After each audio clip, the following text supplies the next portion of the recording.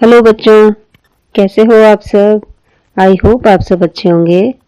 तो चलिए बच्चों, मैं आपको कहानी सुनाती हूँ। यह कहानी है रंगा सियार की कहानी।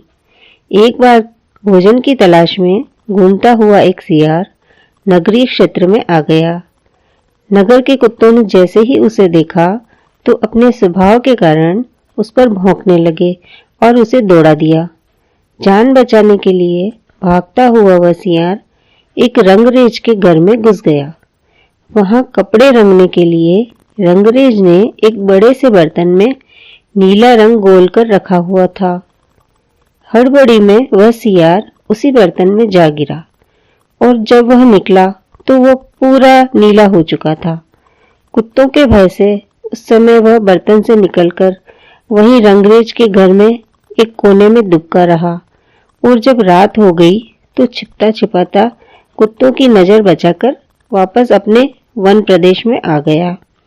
दूसरे दिन जब वह जंगल में रोज की तरह निकला तो उसने अनुभव किया कि जंगल के दूसरे जानवर उसकी ओर शंकित नजरों से देख रहे हैं और उसे देखकर कुछ भयभीत से प्रतीत हो रहे हैं। यहाँ तक कि उसके अपने सजातीय भाई अर्थात दूसरे सियार भी उसके नजदीक आने से डर रहे हैं। पहले तो सियार को जानवरों का यह व्यवहार कुछ समझ ही नहीं आया, लेकिन फिर जब उसने गौर से अपने शरीर को देखा तो पाया कि वह नीले रंग का हो चुका है। वह समझ गया कि यह रंग रंगरेज के घर में रखे बर्तन में गिरने की वजह से लगा है। उसकी समझ में यह भी आ गया कि इसी रंग की वजह से जानवर उसे देखकर डर रहे हैं, क्योंकि इस रंग का जानवर उन्होंने जंगल में इससे पहले कभी देखा ही नहीं था। दूसरे जानवरों को घबराया देखकर सियार के मन में इस मौके का फायदा उठाने की बात सूझ गई। उसने एक ऊंचे स्थान पर खड़े होकर जानवरों को संबोधित करते हुए कहा, मेरे जानवर भाइयों, मुझे देखकर घबराओ मत। मैं तुम्हारा नया राजा हूँ। मुझे स्वयं भगवान ने इस जंगल में भेजा है और कहा है कि मैं जाकर तुम लोगों का राजा बनूं और तुम्हारा पालन पोषण करूं। अगर तुम सब मेरी आज्ञा मानोगे तो मैं तुम्हें कोई नुकसान नहीं पहुंचाऊंगा। बेचारे जानवर, जिन्होंने पहली बार जंगल में कोई नीले रंग का जानवर देखा था, सियार की बात को सच मान बैठे और उसकी जय जयकार करने लगे। अब तो नीले रंग में रंगा सियार जंगल का राजा बन गया। सबसे पहले तो उसने अपने सजातीय बंधुओं अर्थात दूसरे सियारों से दूरी बना ली और उनसे बातचीत बंद कर दी। शेर को अपना मंत्री बना लिया और चीते को सलाहकार। शेष जानवरों को भी यथा योग्य पद सौंप दिए और जंगल का राजकाज चलाने लगा।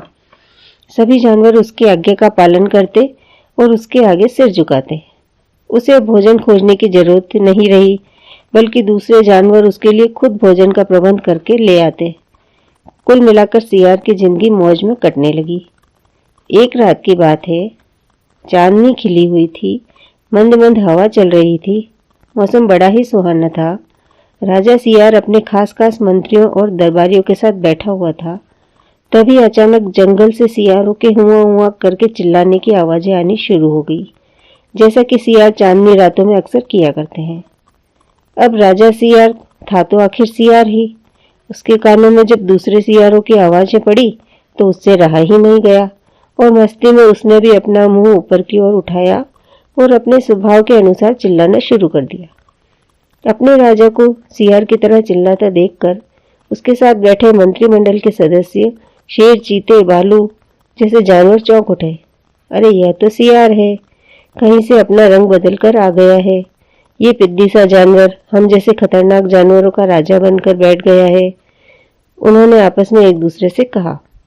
फिर क्या था, असली पहचान सामने आते ही अगले ही क्षण उन खूंखार जानवरों ने उसे पकड़कर चीर फाड़ डाला और रंगे सियार की जीवन लीला समाप्त कर दी।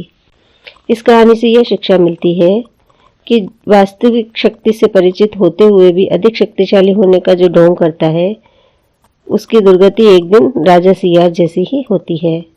तो बच्चों, आपको ये कहानी कैसी लगी? आपको ये कहानी पसंद आई हो और आप ऐसी अन्य कहानी सुनना चाहते हो तो इस चैनल को सब्सक्राइब करें, लाइक करें, शेयर करें। थैंक यू बच्चों।